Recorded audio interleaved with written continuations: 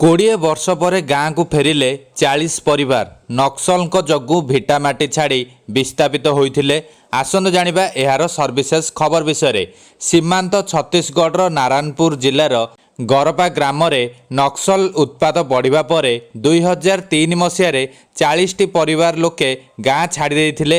ନକ୍ସଲଙ୍କ ଦ୍ୱାରା ବିସ୍ଥାପିତ ହେବା ପରେ ନାରାୟଣପୁରର ଗୁଡ଼ରିପାରାଠାରେ ରହୁଥିଲେ। ଗାଁରେ ପୋଲିସ ଜନସାଧାରଣଙ୍କର ସୁବିଧା ସୁରକ୍ଷା ଶିବିର ପ୍ରତିଷ୍ଠା, ଏହି ଅଞ୍ଚଳରେ ନକ୍ସଲ ବିରୋଧୀ ଅଭିଯାନ ତଥା ସଡ଼କ ନିର୍ମାଣ କାର୍ଯ୍ୟ ଯୋଗୁଁ ନକ୍ସଲମାନେ ଗ୍ରାମରୁ ଦୂରେଇ ଯାଇଛନ୍ତି। ତେଣୁ ଗତ 20 ବର୍ଷ ପୂର୍ବେ ଗାଁରୁ ବିସ୍ଥାପିତ ହୋଇଥିବା ଲୋକେ ଭୟଭୀତ ନ ହୋଇ ନିଜ ଗାଁ ଗରପାରେ ପହଞ୍ଚି ତାଙ୍କ ଗାଁର ଶିବ ମନ୍ଦିରରେ ପୂଜା କରିଥିଲେ।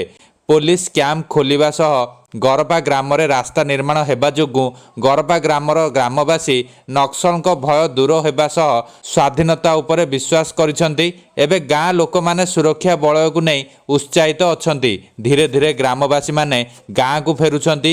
ଗାଁରେ ନିଜର ଘର ଦେଖିବା ସହ ନିଜ ପରିବାର ଏବଂ ଗ୍ରାମବାସୀଙ୍କୁ ଭେଟି ସେମାନେ ବହୁତ ଖୁସି ଅଛନ୍ତି। ବର୍ତ୍ତମାନ ନକ୍ସଲ ପ୍ରବଣ ଅଞ୍ଚଳର ଆଦିବାସୀ ଗ୍ରାମବାସୀ ନିର୍ଭୟରେ ଜୀବନ ବିତାଉଛନ୍ତି।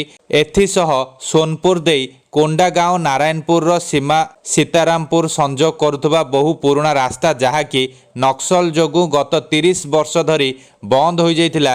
ଗରପାରେ ପୋଲିସ ସୁରକ୍ଷା ଶିବିର ପ୍ରତିଷ୍ଠା ହେବା ପରେ ଏହି ରାସ୍ତାରେ ବସ୍ ସୁବିଧା ଆରମ୍ଭ ହୋଇଛି। ସରକାରଙ୍କ ନିୟାଦ ନେଲା ନାୟାର ଯୋଜନା ଅନ୍ତର୍ଗତ ଗରପା ଗ୍ରାମରେ ଏକ ନୂତନ ଶିବିର ସ୍ଥାପନ କରି ନିକଟସ୍ଥ 5ଟି ଗ୍ରାମକୁ କେନ୍ଦ୍ର ଓ ରାଜ୍ୟ ସରକାରଙ୍କର ଯୋଜନାରେ ସାମିଲ କରାଯିବ।